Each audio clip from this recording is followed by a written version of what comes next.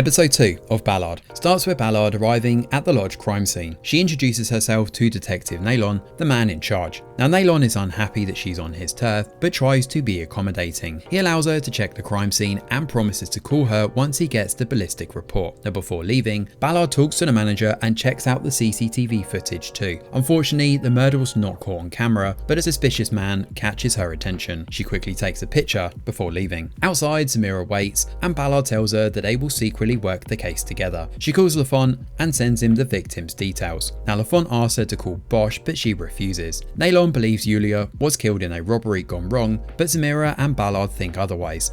They follow one of Yulia's co-workers to a local salon. The woman refuses to talk since she's undocumented, but Ballard allows her to leave and talks to the salon manager instead.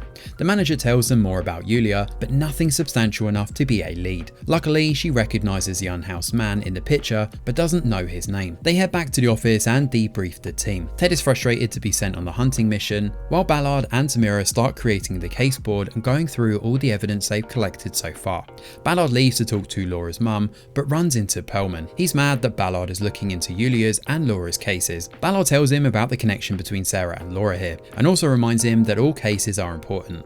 As they talk about the cases, it dawns on Perlman that Brian might not have actually killed his sister. Now Brian was doing a military tour, and Ballard promises to get Perlman answers and calls Lafont to check out Brian's alibi during Laura's murder. Lafont suggests they bring Bosch in, but Ballard refuses. After all, this show is called Ballard and not Bosch. The visit with Laura's mum doesn't go as smoothly as Ballard had hoped. As she leaves Laura's mum's house, someone starts tailing her. Unfortunately, Ballard doesn't actually realise she's being followed and heads to a therapy session where we learn that someone tried to rape her. Her therapist worries that Ballard is too hurt by the betrayal by her fellow officers. Ballard switches the topic back to the shooting, but on her way out, she runs into Olivaz and two other male officers.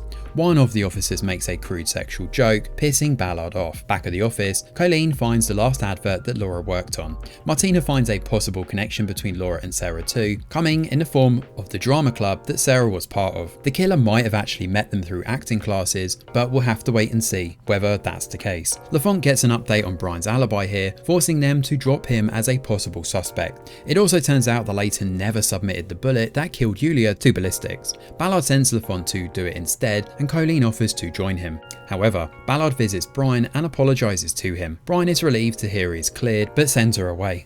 In the meantime, Samira joins Ted in searching for the unhoused man. After a while, their search leads them to a guy named Frosty. Ballard joins Samira and Ted to make an arrest, but Frosty tries to make a run for it. He ends up breaking his leg, and given that Frosty is hurt and too high, they call it a day and drop him at the hospital first. After a long day of working, Ballard calls Aaron after getting hurt during the arrest.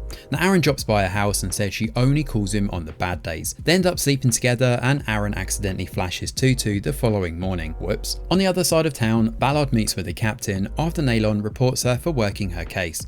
The captain sides with Ballard here and asks her to take over the case since she arrested Frosty. However, the captain asks her to close the case perfectly or she's going to lose it outright. Before heading to the office, Ballard drops by ballistics. She begs Freddie to run the ballistics on her John Doe case and prioritise the Yulia case. She later meets with Samira at the hospital to interrogate Frosty. Unfortunately for them, Frosty suffers from mental issues. Even when sober, he can barely make a coherent sentence. Samira and Ballard believe that someone intentionally paid Frosty to kill Yulia because he was too lost already.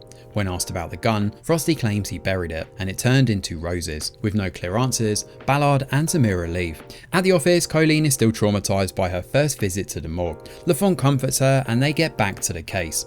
Now Ballard sends Samira and Ted to try to find the gun that Frosty disposed of. Bosch makes an impromptu visit here and asks to talk to Ballard in private. He's unhappy she didn't reach out, but he doesn't take it too personally. Once again, he got the memo from Amazon, his show's called Ballard and not Bosch. He invites her for lunch and tries to encourage her to find the silver lining in her current situation. Bosch also mentions that he found the alibis of two witnesses problematic in the Laura case. Back on the streets, Samira and Ted find Frosty's gun near a rose mural. Samira calls Ballard and they rush the gun to Freddie. Unfortunately, the gun can only be linked to Yulia's case. As for the John Doe case, Freddie says the bullet was never presented and thus never analysed. Samira is sure she called in to request the bullet analysis, but couldn't follow up as she left the force. But now, she She is certain someone in LAPD wants this case to go unsolved. The scene then cuts to Ballard's stalker calling someone. He assures the other party that the case is closed and Frosty will be taking the fall. The other party then gives him new instructions, and the episode ends with the stalker arriving at work, and we learn that he's actually a police officer.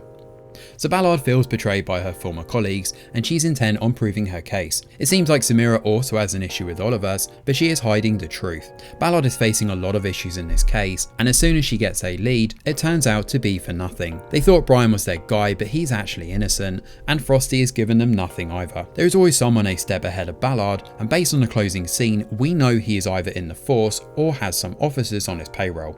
It doesn't help that Ted's attitude continues to affect the morale of the team, and he's always complaining and telling on Ballard. He might want to focus on doing his job to help Ballard close the cases quicker rather than bitching and moaning. We'll have to wait and see if that changes in the episodes ahead. Thanks for watching, and do let us know your thoughts in the comments below. Smash a like or subscribe to the channel, your support is very much appreciated. I'm Greg Wheeler, and from all of us over here at The Review Geek, we'll see you on the next video.